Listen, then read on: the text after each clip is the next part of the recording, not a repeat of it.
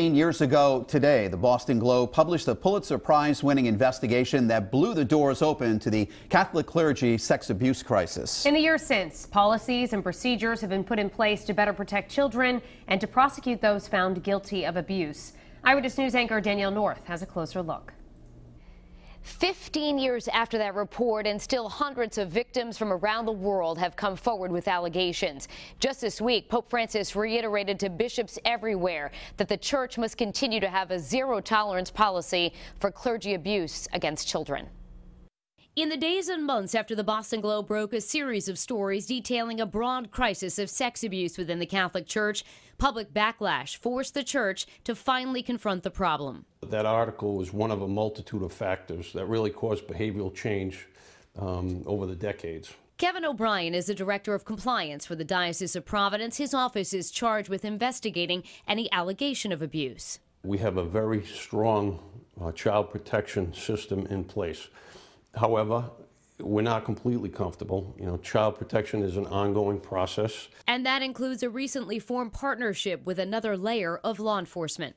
Recently, we signed a protocol with the Attorney General's office, which creates an additional layer of transparency. So now if a complaint comes to my office, I not only report it to the law enforcement agency, I also report it to the Attorney General's office. In the United States alone, more than 16,000 people have come forward to say they were abused by priests as children between 1950 and 2012.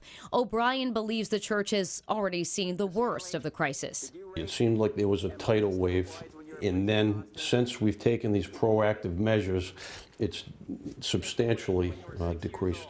While there are still some pending cases under investigation in Rhode Island, O'Brien says in the years since the shocking report, the public has become extra vigilant.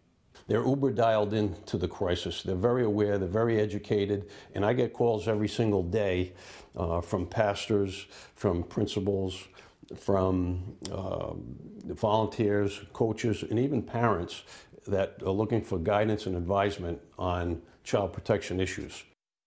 We've also discovered that the Office of Compliance has to undergo an audit every single year to make sure that all cases are being handled correctly.